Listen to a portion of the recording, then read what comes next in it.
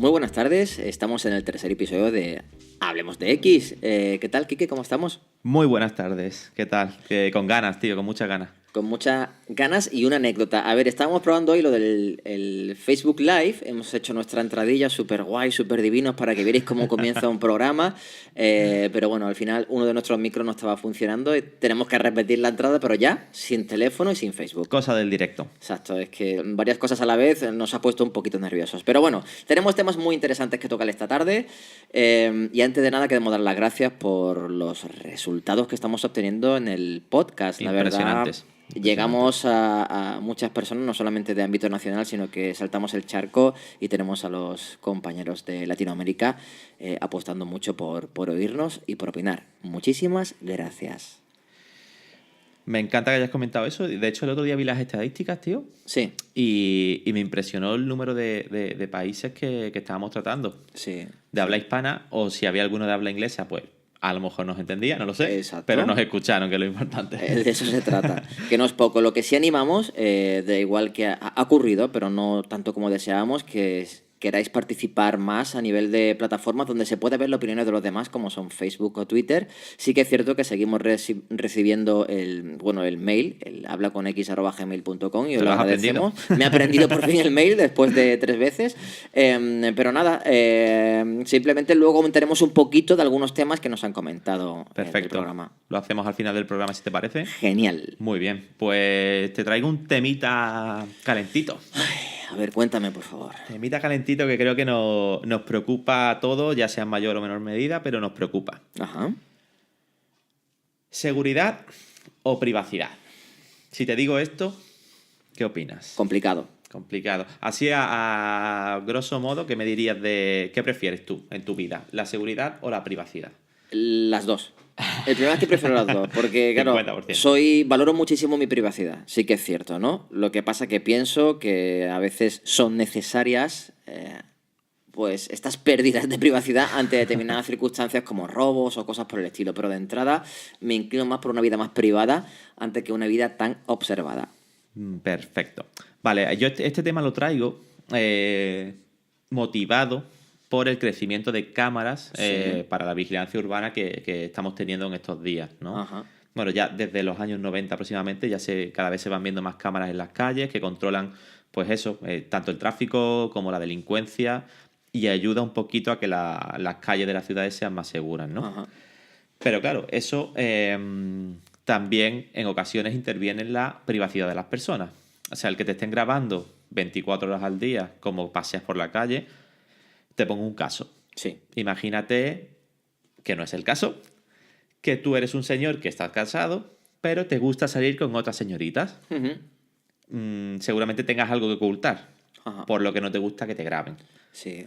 O sencillamente que violen tu intimidad, ya por el mero hecho de que ¿por qué me tenéis que observar? Claro, a ver, si yo voy por la calle entiendo que mi libertad acaba donde empieza la libertad de los demás. Claro. Por lo tanto, pues mientras nos respetemos y demás, no hay problema.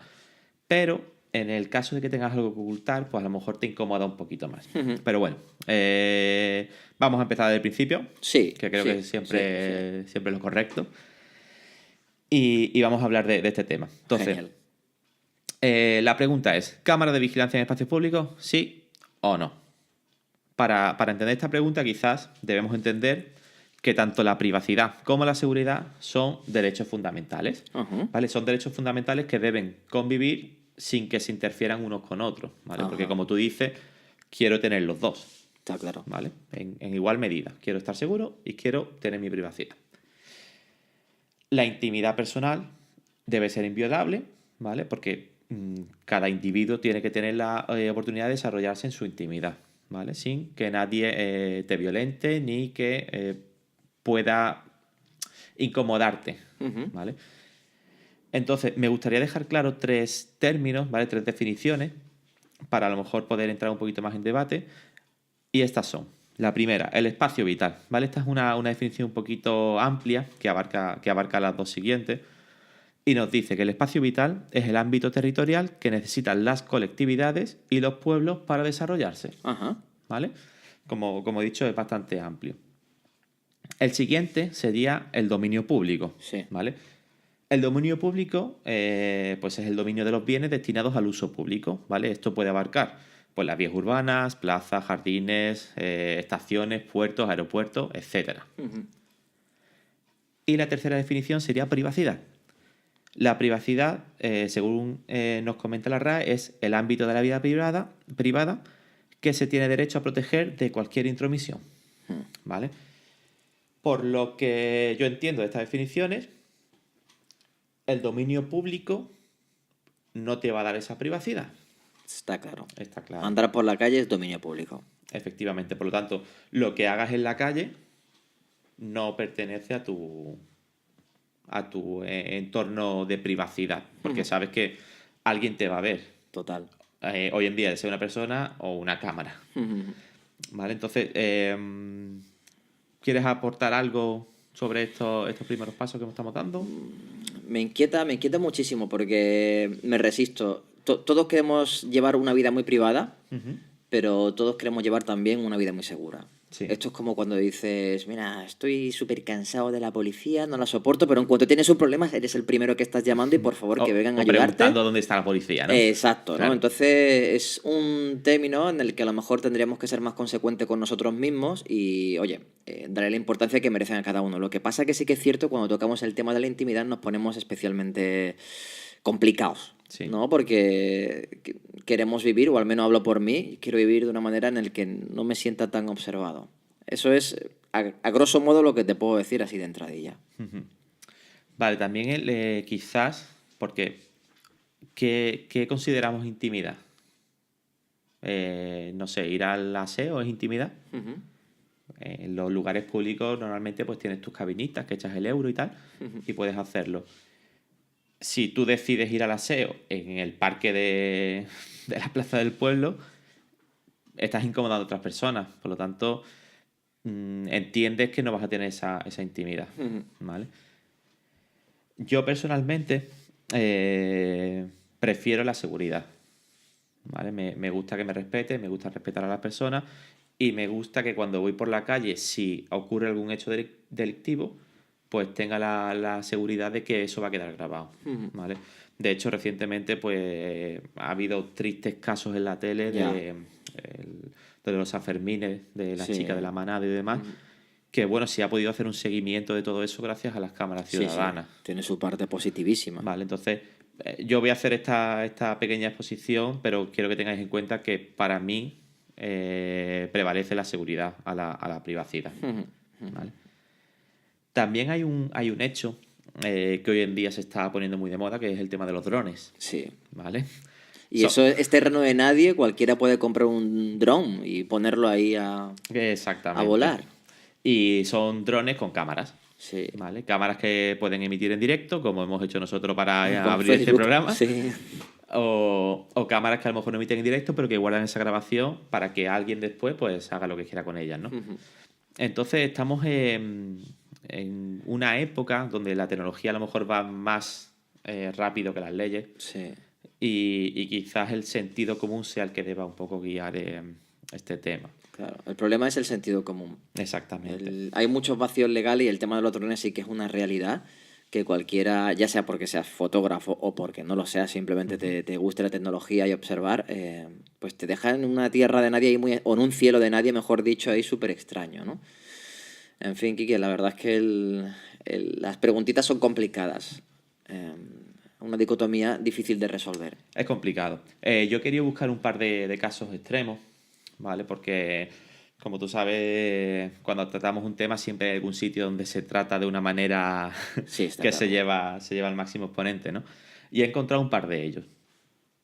Quiero hablarte de una ciudad de China, se llama Shenzhen, creo que se pronuncia así.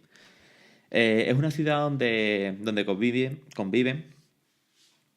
un total de 220.000 cámaras. Madre mía.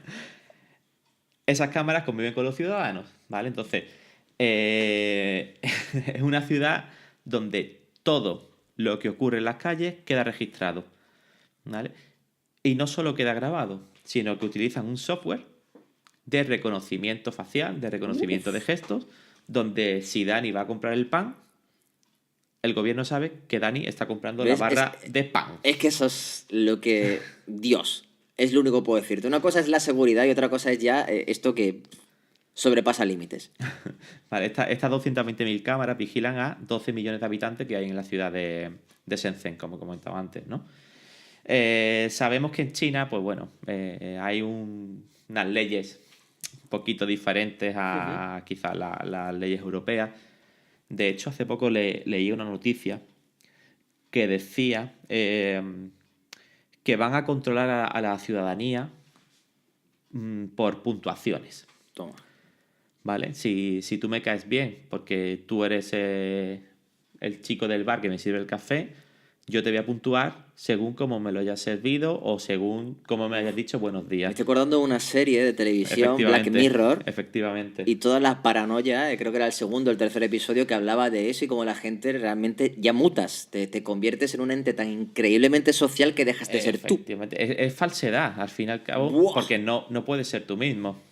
Entonces quizás lo que esté ocurriendo aquí Miedo en me da. Shenzhen sea eso. Estamos forzándonos a ser personas que realmente no somos, Madre mía. para que las cámaras nos vean que somos felices, para que las cámaras nos vean que no hacemos gestos extraños y no sé, es una vida artificial. ¿Vale? En Absolutamente. este caso extremo, pues evidentemente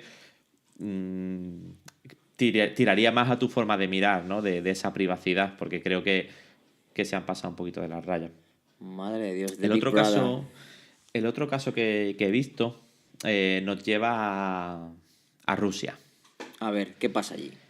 Nos lleva a las calles de Moscú, ¿vale? En Moscú hay 146.000 cámaras que lo controlan todo, ¿vale? Aquí también son un poquito más delicados con los gestos que utiliza la ciudadanía, por lo que en un texto que he visto por internet, nos comentan que el simple hecho de que tú a tu pareja le comentes al oído cualquier cosa, ¿no? Como, pues yo qué sé, un te quiero, las cámaras pueden entenderlo como que estás conspirando. Uf, ¿eso es cierto? Sí. Vamos, esto es lo he contrastado, he visto varios textos que hablaban del tema. Madre mía. Y bueno, ya sabéis que si vais a Moscú, pues tened cuidadito con lo que decís lo o con que los decís, gestos. efectivamente. Claro, entiendo que también algunas de estas cámaras incluso podrán reproducir audio, ¿no? Sí, a ver, las cámaras, en el caso de Moscú y de Shenzhen, tienen audio y vídeo, ¿vale? De todas formas, según la normativa, en lugares públicos no está prohibido la captación de ese audio y de ese vídeo. Caso contrario es si lo haces en zonas privadas. Madre mía, yo me quedo alucinado porque es que entramos en un terreno muy complejo. Porque si estamos viendo que un gesto, como comentabas acerca de Rusia, puede llevar implícito que tú estás conspirando de alguna manera, oye, es como aquellas famosas leyes de maleantes que existían en el régimen, ¿no? O sea, eso es una ley muy ambigua que puede ser interpretada según quien quiere interpretarla, Quien ¿no? lo vea y como le convenga. Efectivamente, entonces muy difícil lo pones. Pues sí. Francamente. Otra preguntita que me surgía Sí. es, ¿realmente ha disminuido la delincuencia en las zonas donde ha habido la instalación de estas cámaras? Interesante porque podría ser motivo para quitarlas o no.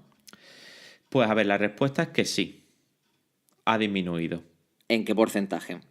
Ha disminuido normalmente en un 90%, pero no ha desaparecido. Es decir, esa delincuencia que actuaba en esa calle donde ahora han puesto cámaras, se ha trasladado a la calle de al lado, donde no las hay. Eso está claro. ¿No? Entonces realmente... Lo que quitas de un sitio lo pones en otro. Claro, no has eliminado el problema, Claro. lo has movido. Bueno, quizás eso lo que venga a ayudar es que al finalmente diga, mira, quizás debemos poner cámaras en absolutamente todos los lados. Así evitamos el problema de raíz. Gran hermano.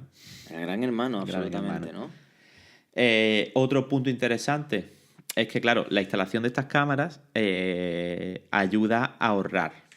¿vale? ¿Ahorrar Porque, en qué sentido? Las cámaras de vídeo son más baratas que los agentes.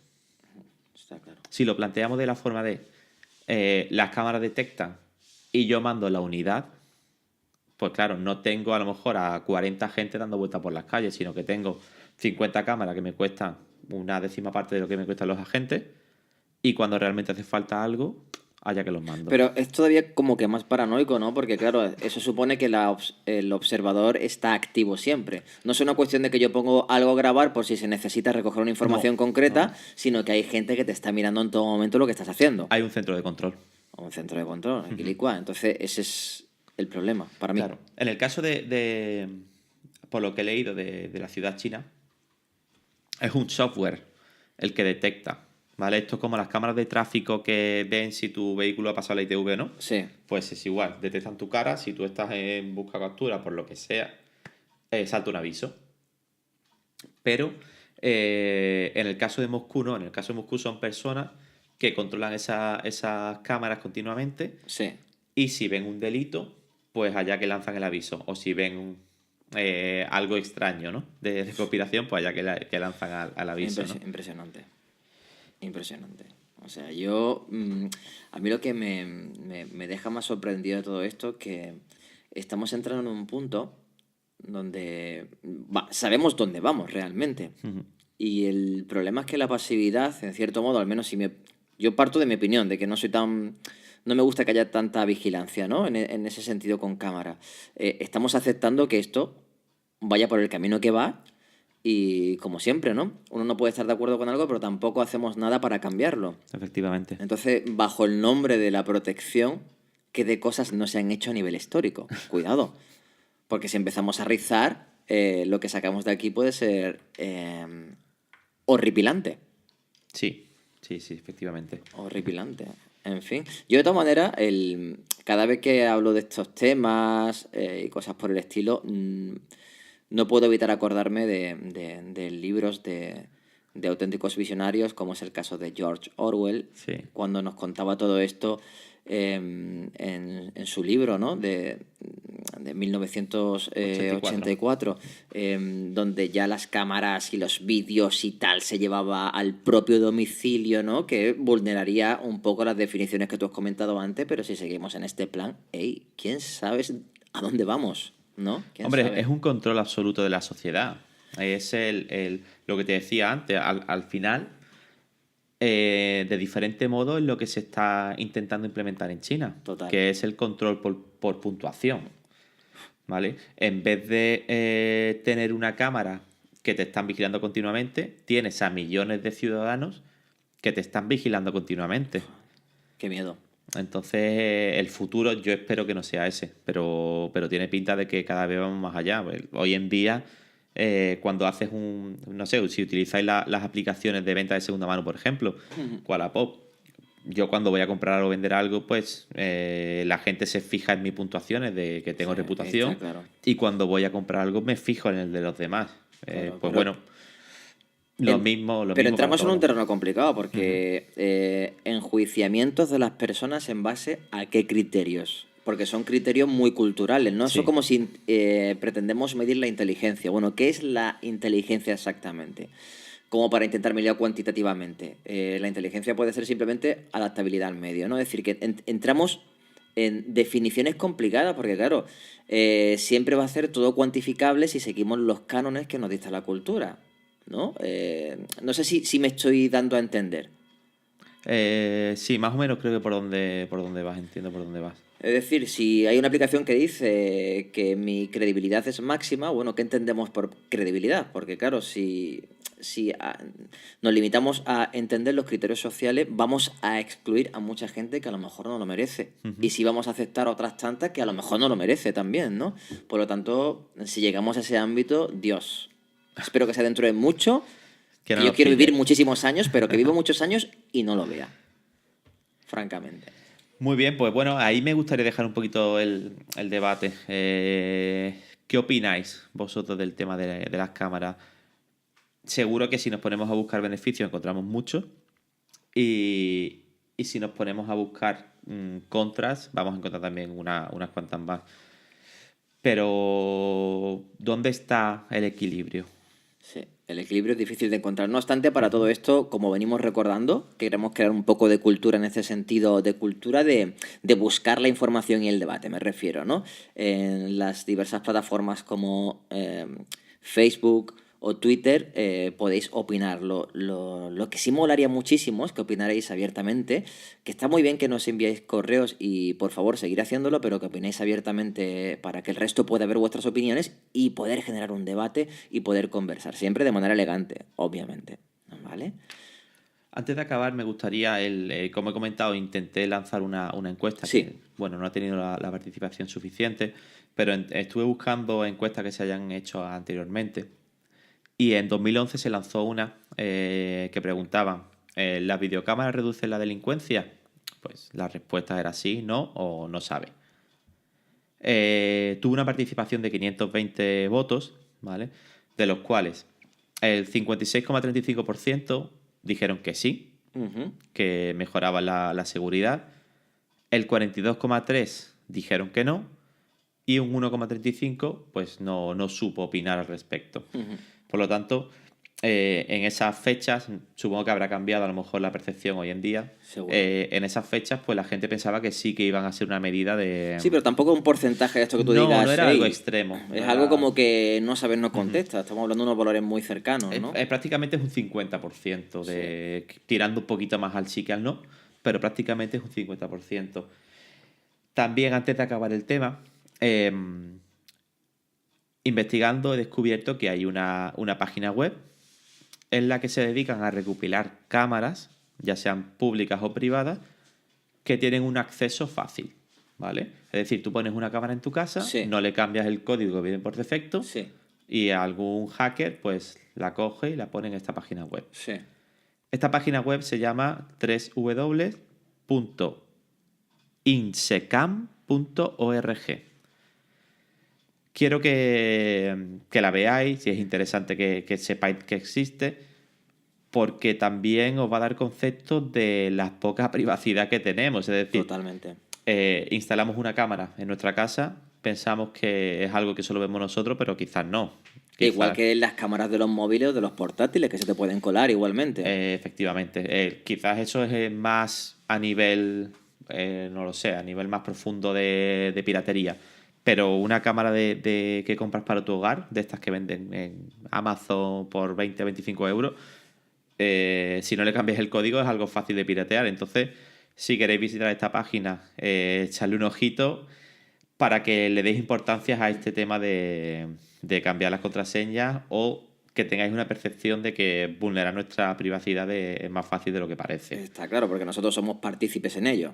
Es Totalmente. nuestra responsabilidad. De todas maneras, a mí el dato que me queda, o sea, es súper alarmante, pero el dato que me queda es lo que decías antes, Quique, que es muy impactante, ¿no? Es decir, las cámaras no han reducido la No, no. violencia, la han La ha trasladado trasladado. a otras calles. Esto es por hacer un símil. Y cuidado, que valoro muchísimo los esfuerzos por reducir los accidentes de tráfico, ¿eh? Y esto los quiero dejar súper claros. Pero haciendo un símil hemos conseguido reducir la velocidad en los tramos controlados por radar. Efectivamente. Porque si yo sé a ciencia cierta de que aquí no hay un radar y quiero pisar la 160, pues le piso. Haciendo un pequeño símil, ¿no? Pero bueno, impactante. Y lo de la web que has dicho, impresionante, vamos. Hay muchas más, ¿no? Pero esa es la que he visto que es un poquito más conocida. Y es interesante. Interesante. Cómo vender tu vida sin encima cobrar por ello, ¿no? En fin, pues si quieres, a colación de lo que estás comentando, he traído yo un tema muy interesante también. Hoy me gustaría hablar sobre la obediencia. Ajá. Es un tema que desde la psicología social no es nuevo, pero es un tema muy apasionante. Habrá personas que después de lo que comentemos hoy dirán, bueno, conozco estos datos o conocía parte de estos datos, pero estoy seguro que de una gran mayoría le sorprenderá porque, bueno, aunque son datos muy disponibles, pero no todo el mundo busca sobre ello, ¿no? Voy a comenzar hablando o desarrollaré el experimento de un investigador que se llama Stanley Milgram y su experimentación sobre la obediencia a la autoridad. Importante, te voy a hacer una pregunta, así a las bravas, te iré diciendo alguna que otra y a ver qué te parece a ti de entrada. Empiezo. ¿Puede cualquier ser humano cometer los más atroces crímenes contra la humanidad solo por obediencia a la autoridad? Te diría que sí. Te diría que sí, sin entrar a lo mejor a fondo qué es lo que es la autoridad. Ujú. Bien, la autoridad es como, si aplicamos el sentido común, ya sabemos lo que es. Vivimos en una unidad familiar absolutamente jerarquizada, vivimos en una cultura absolutamente jerarquizada, los trabajos que tenemos lo hacemos en jerarquía, en definitiva, hay todo montado un Estado de Derecho basado en muchas jerarquías. Es una paradoja, en cierto modo, ¿no?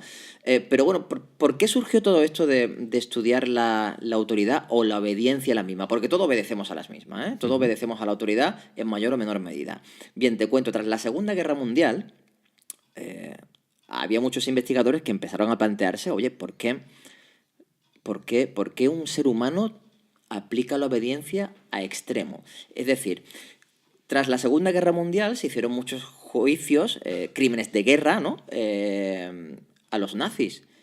¿Y cuál era el problema que se daba? Que los nazis, cuando estaban siendo investigados, estaban siendo juzgados, ellos decían de que, bueno, concretamente ellos no habían cometido ningún crimen, ni contra la humanidad ni contra nada, porque se limitaban a cumplir y a seguir órdenes. Entonces, esto dio la voz de alerta. Cuidado, o sea, vamos a ver, ¿no se están cometiendo crímenes? O sea, tú no eres el autor de estos crímenes, me estás diciendo que simplemente cumplías órdenes. Esto fue tan impactante tras la Segunda Gran Guerra que llevó a los investigadores a, oye, vamos a hurgar un poquito acerca de qué es lo que está ocurriendo aquí, porque no entiendo cómo, no ni uno ni dos, sino muchas personas están diciendo de que ellos no cometieron ningún crimen, sino que simplemente estaban cumpliendo una orden, ¿no? Entonces, bueno, por ponerte un poquito en ubicación, Stanley Milgram es un psicólogo, era un psicólogo norteamericano de la Universidad de Yale, que en 1961 hace una serie de experimentos cuya finalidad era medir precisamente la obediencia. Para ello hizo, bueno, para mí una de las experimentaciones más apasionantes dentro de la psicología social.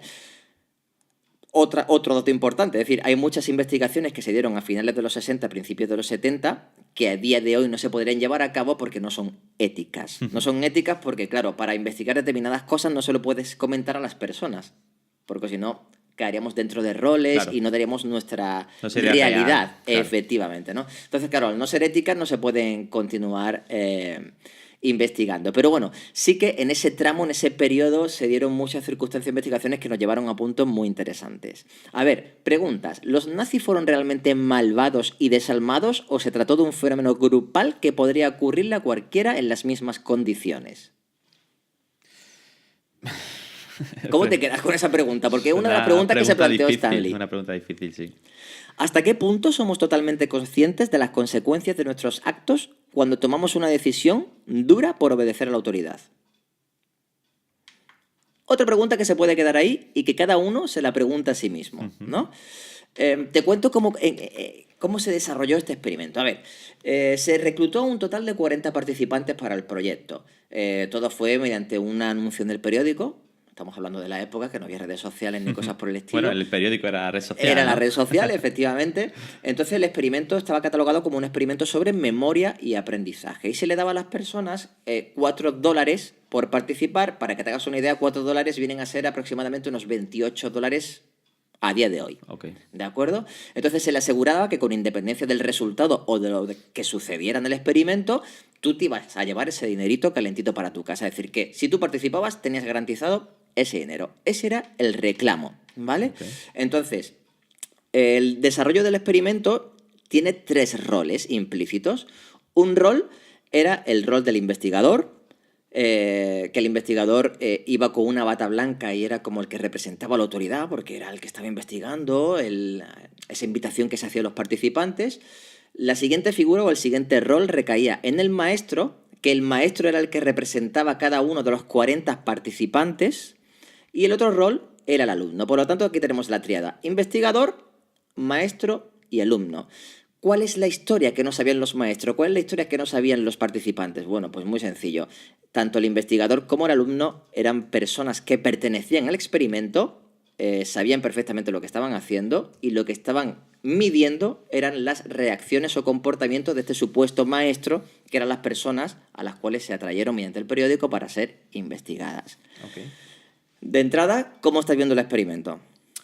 Es interesante. Me parece crudo para el día de hoy, pero interesante, sí. Bueno, pues tanto maestro como alumno serían asignados en habitaciones diferentes pero conjuntas. Te pongo un poco el contexto. Eran 2 habitaciones, una pegadita al lado de la otra. El alumno era atado en una silla para evitar movimientos involuntarios y se le colocaban electrodos. Mientras el maestro, que recordemos que el maestro es la persona que estaba siendo investigada, era asignado en la habitación de enfrente y se le ponía frente a él un generador de descargas eléctricas con 30 interruptores que regulaban la intensidad de la descarga en incrementos de 15 voltios. Es decir, por cada descarga que da aumentaba 15 voltios, oscilando los valores entre 15 voltios y 450, que era el valor máximo.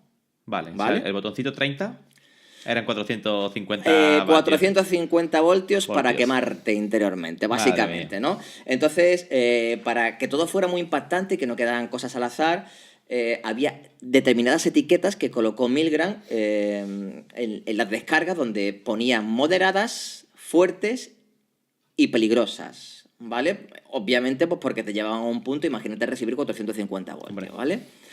La realidad del experimento, ¿cuál era? La realidad del experimento es que el generador era absolutamente falso.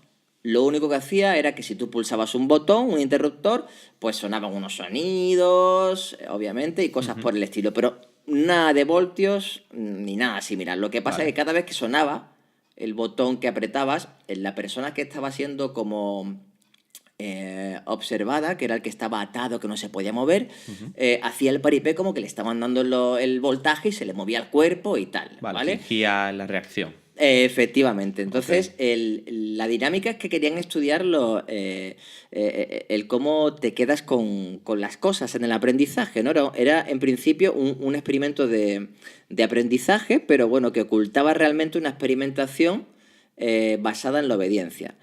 Entonces, ya te digo, lo paranoico de este experimento, que entiendo que a día de hoy no sea ético, pero sí que aporta muchos datos, era como los sujetos estaban siendo absolutamente observados e investigados. De hecho, las personas que aparentemente recibían las descargas eléctricas proferían lamentos y gritos con cada vez que se pulsaba el interruptor. De hecho, cada vez los gritos se hacían más quejumbrosos, las quejas. Incluso había personas que cuando ya aumentaban mucho el aparente voltaje decían abiertamente que tenían problemas de corazón, para Vale. ver si la persona que aplicaba los supuestos voltajes paraba de dar esos voltajes o no, ¿vale? Entonces, si el maestro se negaba o llamaba al investigador que se hallaba muy cerca de él para decir, oye, mira que esta persona está mal y yo creo que debes parar, el investigador, que era clave en todo esto, decía de manera muy persuasiva, continúe, por favor, siga, por favor. El experimento necesita que usted siga. Es absolutamente esencial que continúe. Usted no tiene otra opción. Debe continuar. Estas son las frases que decían los investigadores cuando el que aplicaba el supuesto voltaje se sentía mal con lo que estaba sucediendo o lo que estaba viendo. Cuando veían algún tipo de duda, Eh, incitaban a que Incitaba, se siguieran. acercaba siempre el investigador y decía, no, tienes que continuar por el bien del experimento, no te preocupes por nada. Es más, había en los momentos que era más difícil controlar a la persona que supuestamente aplicaba estas descargas, el experimentador se limitaba a contestar de que él era el responsable. Decía, no, tú tranquilo, continúa porque el responsable soy yo. Y aquí te lanzo, después de esta parrafada, ¿qué crees que pasó, Quique? A ver, con esas frases que me has dicho en el último momento y sobre todo con la del responsable soy yo, que el colega siguió friendo ahí a tope al otro. Pues mira, llegaron muchas personas a los 450 voltios, porque recuerda que eran 40 personas que estaban siendo investigadas Ajá. en su comportamiento, ¿no? Durante la mayor parte del experimento, muchos sujetos mostraron signos de tensión y angustia cuando escuchaban los alaridos en la habitación contigua. Ya te digo, ataques largos, incontrolables, a alguno le daba ansiedad de decir, pero bueno, ¿cómo estoy haciendo yo esto? Y aparecía el investigador y decía, no, por favor, necesitamos que continúe y tal. Bueno, empezamos con datos un poquito escabrosos. Los 40 sujetos obedecieron hasta los 300 voltios. 300 voltios. O sea, El 100% de los participantes aplicaron aparentemente 300 voltios, mientras que 25 de los 40 siguieron aplicando descargas hasta el nivel máximo de 450 voltios. Estamos hablando que más del 50% siguió. Efectivamente. Y 450 voltios lleva a una persona hasta la muerte. No me gustaría probarlo, la verdad. Impresionante. A ver, recordar cosas que las personas que llegaron a este experimento son gente normal, como podemos ser tú y yo. Uno es panadero, otro trabaja en la atención al cliente, lo que sea. Otro es maestro. Había diversos niveles culturales, es decir, se cogió una muestra lo suficientemente representativa como para que, valga la redundancia, representaran a la sociedad. Bueno, pues toda esta investigación revela que el 65% de los sujetos llegó hasta el final, inclusive cuando en algunas grabaciones el sujeto se quejaba de tener problemas cardíacos, como te comentaba antes, que esto es lo más dramático, ¿vale?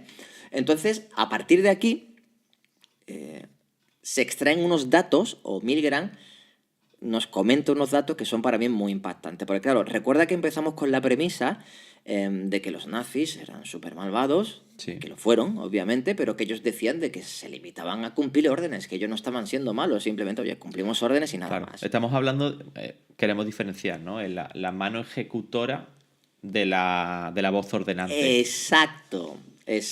Vale. Pongamos que el investigador era Adolf Hitler, ¿no? Si nos ponemos a comparar. A comparar, ¿no? Hacer una comparativa, ¿no? Entonces, bueno, cuando un sujeto obedece los dictados de la autoridad, su conciencia deja de funcionar y se produce, hablando en términos, una abdicación de la responsabilidad.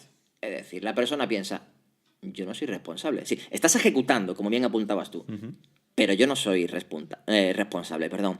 Después los sujetos son más obedientes cuanto menos han contactado con la víctima. Es decir, si la persona que supuestamente recibía estas descargas estaba más lejos del que las proporcionaba o había tenido muy poco contacto en los preparativos del experimento, como que te era más fácil, si estaba más lejos o habías tenido menos contacto, aplicarle la descarga que haber tenido algún tipo de vidilla con esa persona previa. Había menos empatía. Efectivamente. Los sujetos con personalidad autoritaria, y aquí viene lo más gracioso, son más obedientes. Las personalidades autoritarias son más obedientes. ¿El por qué? Bueno, quizás porque como reconocen la jerarquización que se produce en los procesos de autoridad, pues dicen, bueno, pues yo cumplo órdenes porque, bueno, entiendo que se esté dando este tipo de cosas. Pero fíjate, ¿no? A mí es un dato que me causa un poquito de estupor. El que una persona que es autoritaria luego sea más obediente. De esta frase podemos cortar mucha tela y es aplicable a muchas cuestiones sociales que nos rodean. Pero bueno, te quiero contar 4 cositas más o 4 conclusiones extraídas por Milgram, ¿vale? A mayor formación académica, importante, porque luego retomaremos algunos puntos de aquí, a mayor formación académica, las personas eran más desobedientes. Cuanto más formado, más desobediente. Más desobediente. Okay. Es importante este dato. A mayor proximidad con la autoridad, mayor obediencia. Es decir, si el investigador está más cerquita de ti, como que tú te vuelves más obediente a lo que te dice, ¿vale? Datos importantes también, no había diferencia entre hombres y mujeres. Todos eran igual de obedientes en los mismos porcentajes. Las personas que han recibido algún tipo de formación o instrucción de tipo militar obedecían mucho más, por el tema de que tenían muy asumidas las jerarquizaciones. Y un dato que es muy aterrador es que las personas que estaban siendo estudiadas siempre se justificaban ante sus actos inexplicables. Cuando se preguntaban, oye, ¿por qué has freído a esta persona? O sea, ¿por qué le has aplicado 450 voltios? Hombre, yo cumplía con lo que decía el experimento. El investigador me decía además que era súper necesario, de que yo tendría que aplicar esto. Yo lo hacía. O sea, que no es una cuestión mía, sino que el contexto lo daba. El proyecto depende de ti. El proyecto depende de ti. Aterrador frase. Sí, absolutamente. Entonces, oye, aquí hay una relevancia criminológica en el experimento muy, muy aterradora, porque para mí las cámaras puestas en una calle no deja de ser una representación de la autoridad. Sí, bueno, al final es una manera de disuadir. En este caso, en vez de decir hazlo, es no lo hagas una aquí. omisión. No lo No lo hagas hagas aquí. Pero bueno, es una forma, en cierto modo, de obediencia porque te dejan muy claro de que el gran hermano te está observando, ¿vale? Entonces, hey, que no se nos olvide esto, ¿no? La obediencia y la autoridad, si te pones a analizar las culturas, viene defendido por todas las civilizaciones como uno de los pilares fundamentales que precisamente sostiene a la sociedad. En un plano general, es la obediencia a la autoridad la que permite la protección del sujeto, la protección de la persona. Sin embargo, la exacerbada obediencia puede resultar también un arma de doble filo. Cuando el socorrido discurso de solo obedecía órdenes te hace eximirte de las responsabilidades que ello conlleva, ¿no? O no hacerte responsable de tus impulsos sádicos, en definitiva, porque a lo mejor estás disfrutando de aplicarlo a una persona todo esto. Es decir, tus conductas vienen amparadas, porque dentro de estas personas habría algunas que se transformaron, que ni ellos mismos podrían esperar que iban a cometer estos actos, pero habría otras que si fueran conscientes y dirían, bueno, pues como se me está permitiendo, pues lo hago. te voy a dar lo tuyo y lo de tu prima Catalina, ¿vale? Entonces, ahí tenemos un problema, ¿no? Antes del experimento, fíjate, algunos expertos hipotetizaban que solo un 1% o un 3% de los individuos activaría el interruptor de 450 voltios y que dichos sujetos además experimentarían algún tipo de patología, psicopatía, impulso sádico o algo similar. Pese a ello, se descartó que algunos de los voluntarios tuvieran patología alguna, así como también se descartó la agresividad con motivación tras una serie de diversos exámenes que se le hicieron a los voluntarios. Es decir, gente normal, gente corriente. Se controlaron también las variables en el experimento en este sentido. Entonces, no sé. A mí me gustan estas experimentaciones porque te cuentan un poquito de las cosas que llevas dentro. O por lo menos de lo que es el ser humano.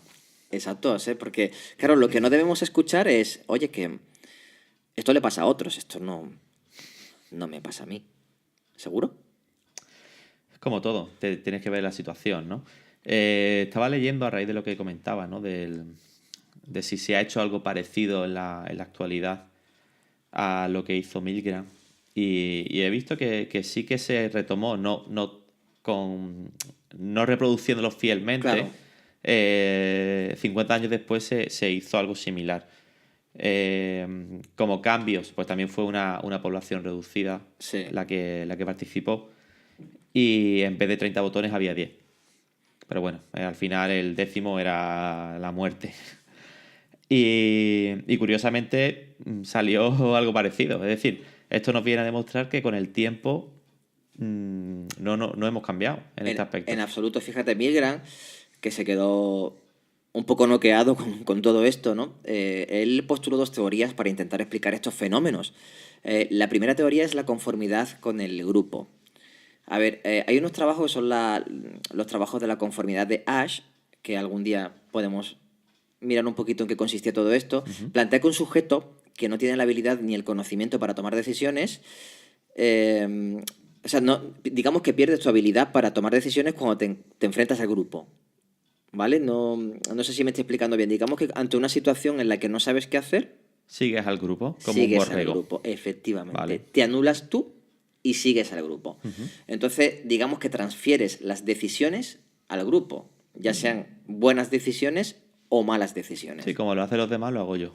Exacto, no hay nada que mejor defina eso. Precisamente el experimento de Ash iba en torno a eso, era como una experimentación visual, que ya te digo, otro día contaremos para no hacer esto más largo, Sí. pero cómo la gente se dejaba llevar conscientemente y opinaba lo mismo que el grupo para no ser excluido del mismo, ¿no? Sí, creo que recientemente vi en la tele, ¿no? Algo parecido.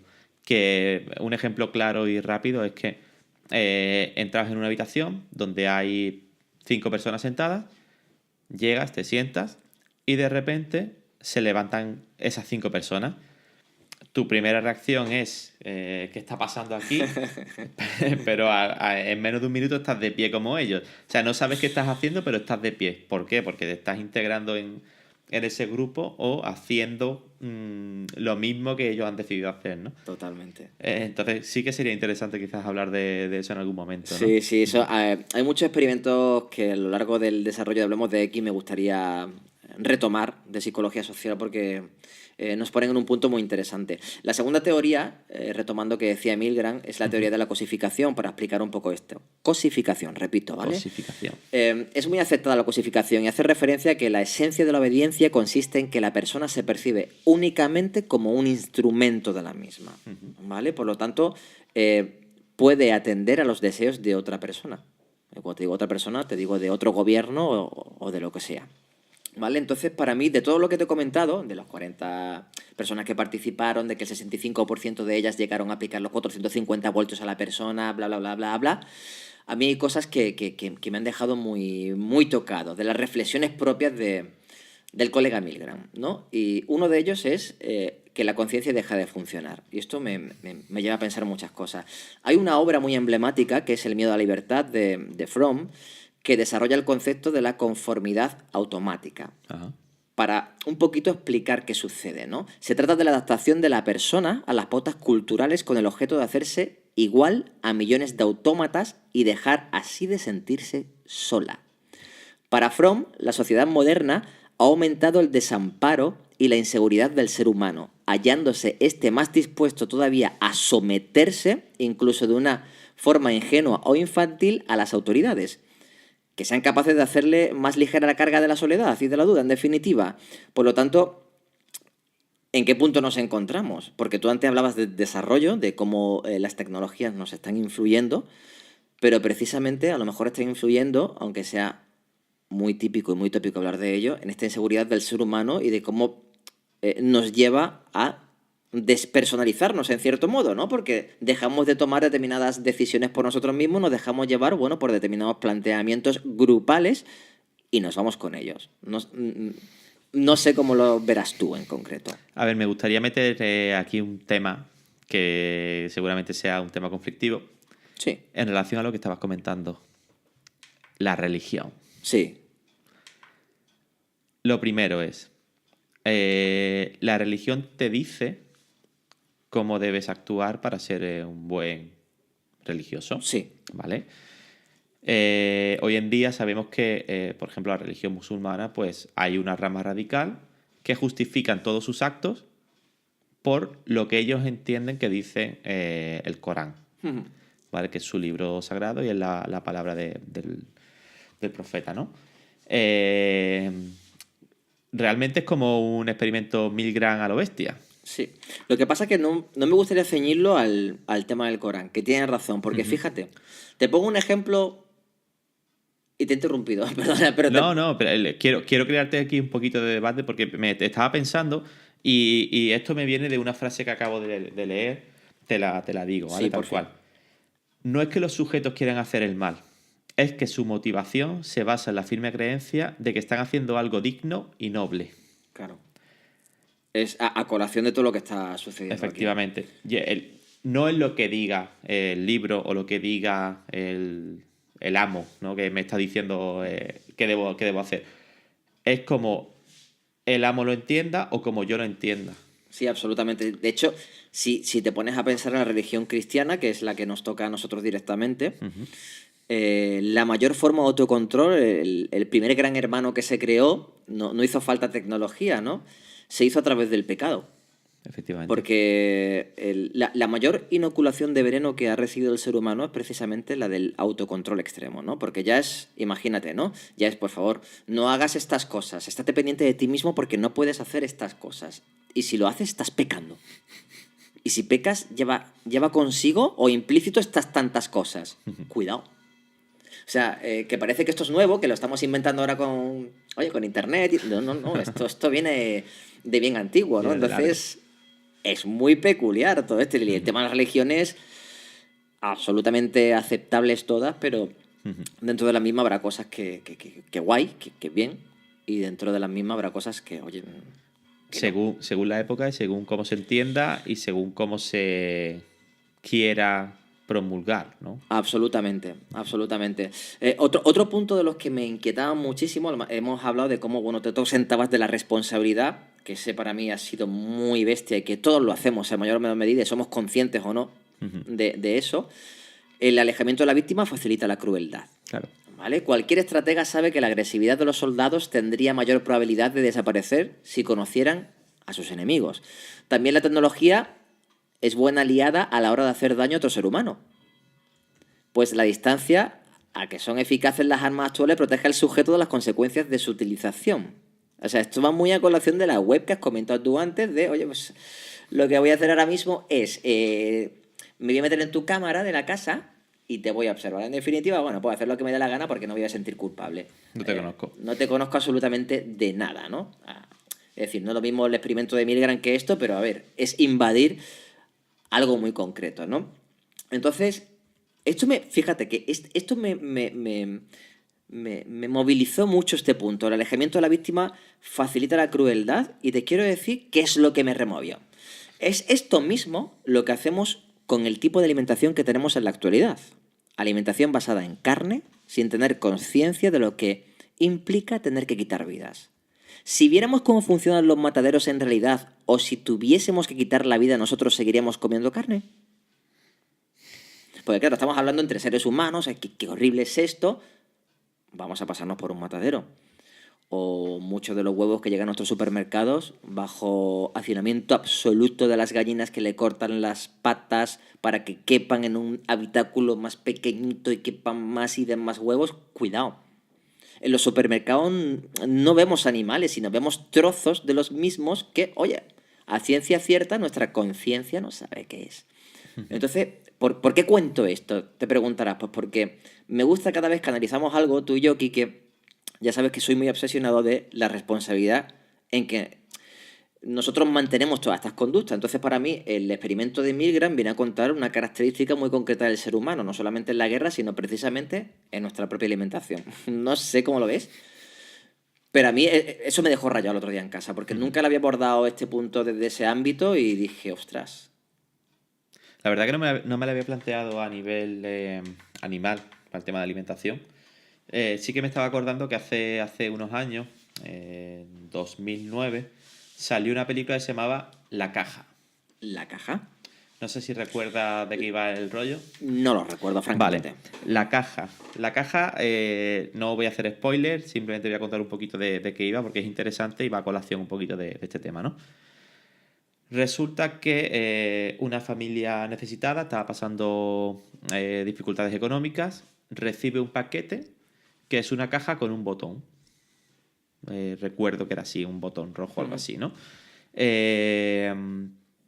Si pulsaban ese botón, iba a ocurrir algo, no sabe dónde, ni el hecho que iba a ocurrir, pero iban a recibir $1.000.000.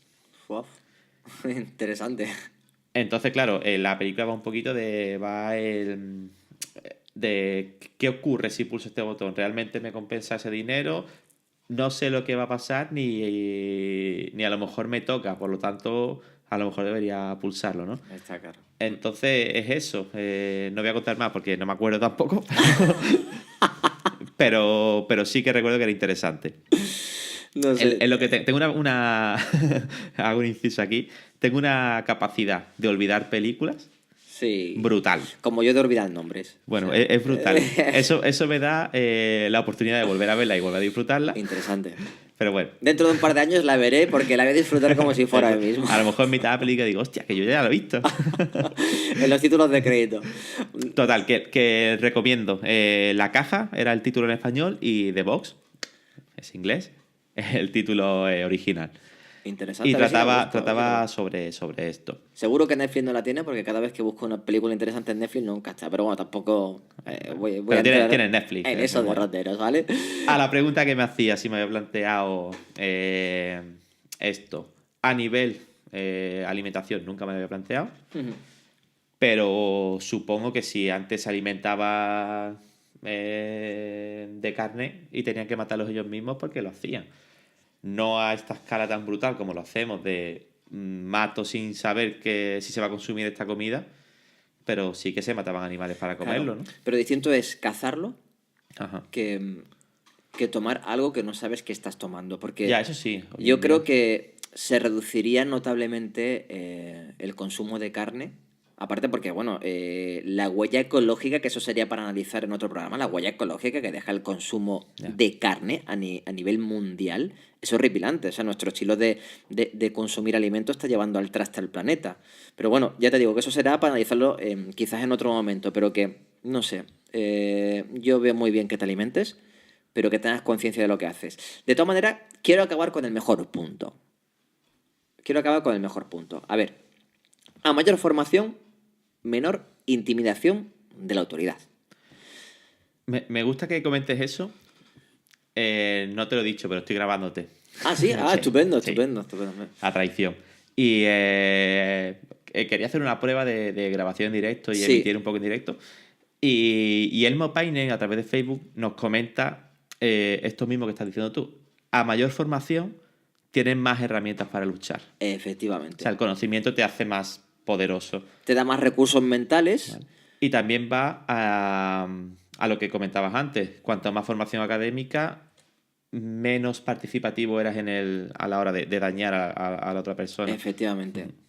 Es que, fíjate, los sujetos que menos obedecían o que más desobedecían, sí se consideraban a sí mismos responsables del dolor infligido a la víctima. Cuidado. Ajá. Aquí ya, o sea, la percepción ha cambiado muchísimo porque los otros no podían ser conscientes del dolor que aplicaban, pero esto decían, perdona, vale, ¿habré pulsado el 450 o no? Pero sé que estoy jodiendo a esta persona. ¿Vale? Entonces, yo creo que es un punto muy crítico, ¿no? La formación. Tener recursos mentales, como comentaba el amigo Elmo Bain, es tener recursos para dudar, que no es poco. Es decir, que no me voy a creer lo que me estás contando, sino que lo voy a poner en duda, cosa que es súper importante. ¿Cuál es el problema de poner en duda? Que al desobediente se le impone un camino muy solitario en el que le costará mantenerse estable, porque a ver si vives en una eterna filosofía de la sospecha, que es la que me gusta a mí, que es dudar de todo aquello que te parece como absoluta verdad, oye, pues puedes tener una vida complicada en ocasiones, ¿no? Luego la formación es la llave que abre todas las puertas.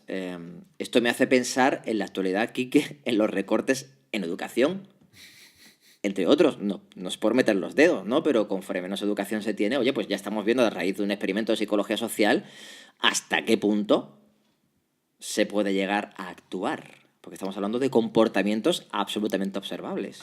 Cuanto menos sepas, más fácil es creerte lo que te dicen, ¿no? Totalmente. Yo, Y más fácil es que te manejen.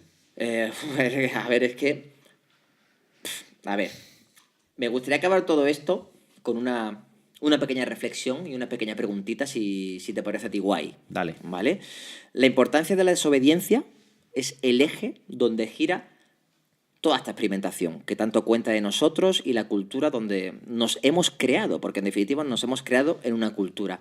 La desobediencia lleva implícito el miedo al que dirán, a que sea reprimida esta desobediencia y esto nos lleve a un camino no deseado, etc. Todo esto se sustenta en el miedo. Miedo a la represión por parte de la familia, de tu círculo cercano, del Estado. Pongamos como ejemplo la ley Mordaza o cualquier otra. ¿Vale? O sea, la ley Mordaza, que es que estamos hablando como que tal, pero es que esto lo tenemos todos los días en vena. Quiero acabar con una pregunta y que cada uno se la pregunte a sí mismo. No espero respuesta, pero bueno, si la quieren dar en Facebook, Twitter, etcétera, que lo digan. La esperamos. La esperamos en ese sentido, pero ahora mismo quiero acabar todo este tema, si tú no tienes nada más que añadir, con una única pregunta. ¿Qué pasaría si viviéramos sin miedo? Ahí lo dejo. ¿Qué pasaría si viviéramos sin miedo? Bueno, pues a reflexionar toca. Voy a compartir en Facebook un par de vídeos que me gustan y que vienen un poquito relacionados con lo que comentas, ¿vale? Genial. Uno Yo espero de que no se me ha ellos- visto raro, perdón, haciendo ningún mohín extraño, que soy muy de tocarme el pelo Sí. que no tengo y cosas por el estilo. Bueno, esta cámara tampoco favorece. Somos más guapos en realidad. Bueno, voy a compartir esos vídeos en Facebook, ¿vale? Son dos comerciales de Apple. Apple, vuelve Apple. Ajá. Vuelve Apple. Uno de ellos se llama 1984, precisamente, como el libro de Orwell. Y otro se llama Think Different, ¿vale? Echadle un vistacito en Facebook, seguro que os va a gustar. Si queréis comentarlos debajo de los vídeos, perfecto, ¿vale? Porque todo lo que sea comentar, pues nos ayuda a debatir un poquito. ¿Con qué vamos ahora, Dani? Vamos a comentar los comentarios, valga la redundancia, del podcast anterior. Sí, de entrada estoy haciendo una cosa que es que me hace mucha ilusión contestar a Elmo en directo, ¿vale? Le estoy dando las gracias. Yo le he hecho un like. Le he hecho un like, que no es poco tampoco. Oye, pues sí, vamos a comentar. Verás, en el programa anterior que hablamos de suicidio y medicalización, programa que además ha estado muy calentito, porque ha sido muy escuchado y... Me ha sorprendido, ¿eh? A mí también, porque son muchísimo. temas jodidos, son Sí. temas muy complicados y ha habido mucha movilización y muchas opiniones muy interesantes. Hubo uno que quiero referenciar especialmente...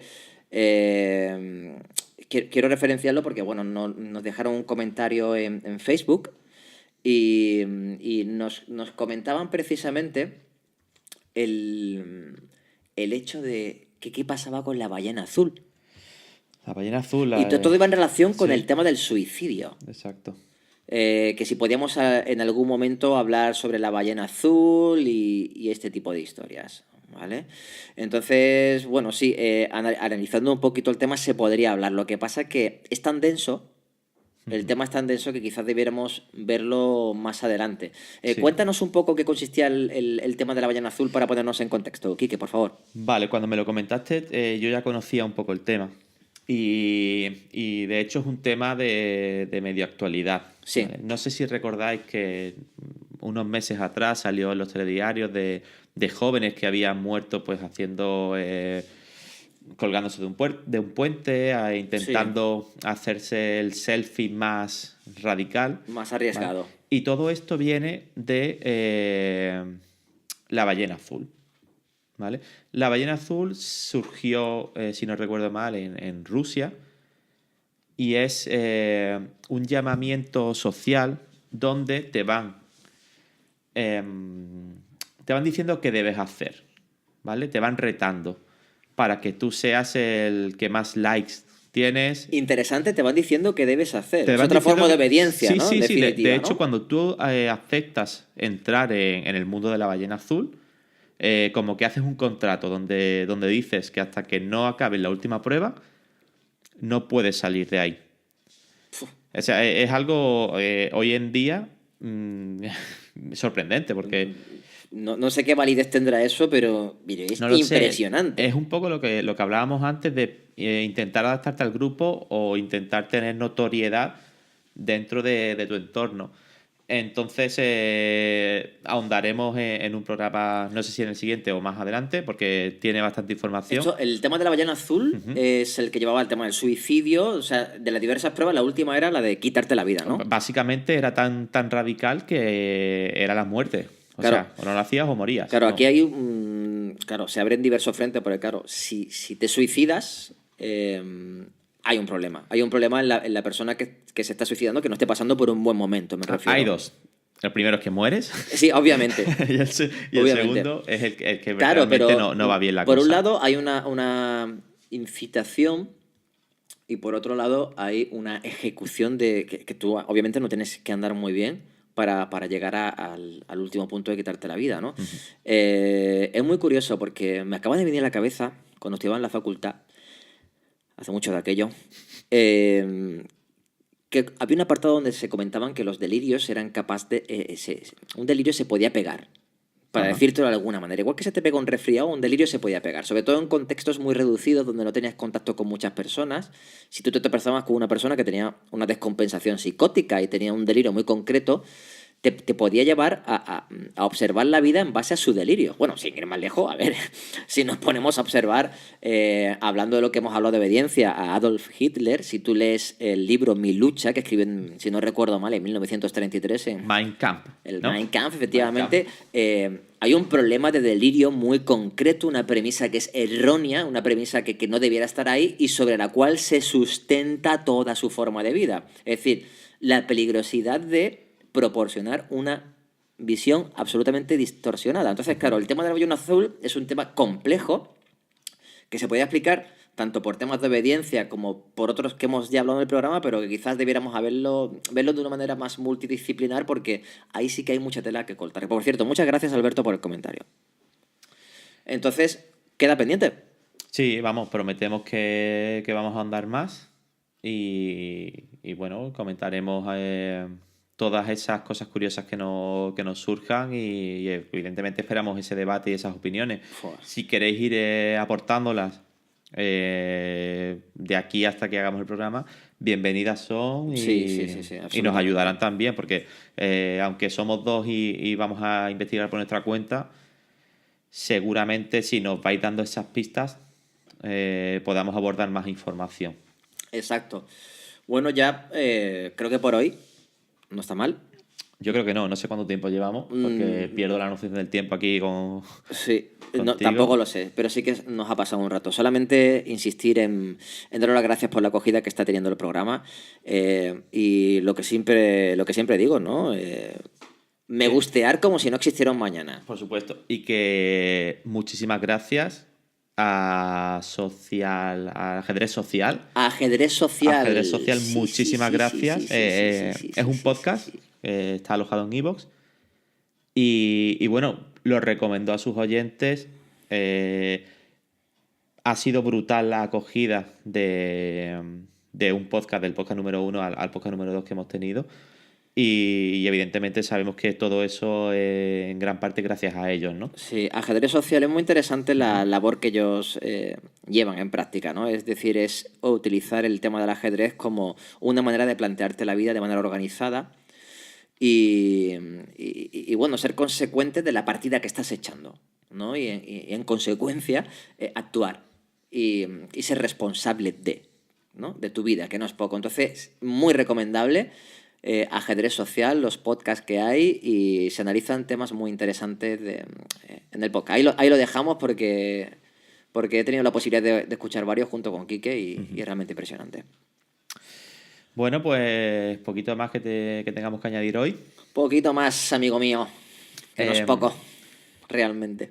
Gracias a los chicos y chicas que nos habéis escuchado en directo a través de Facebook. Gracias por los comentarios y la participación. Me ha gustado el sistema este, ¿eh? Sí. Me ha gustado mucho. Se nos ocurrió el otro día, oye, mira, vamos a utilizar un poquito el rollo a ver si así fomentamos que la gente quiera participar y dar la opinión, que dar la opinión es muy importante. Y como resumen, la cultura absolutamente necesaria, que no se olvide, que si no nos manipulan más, y nos vemos o nos oímos muy prontito. Muchísimas gracias y de aquí a un tiempecito estaremos de nuevo con vosotros. Hasta pronto, amiguetes.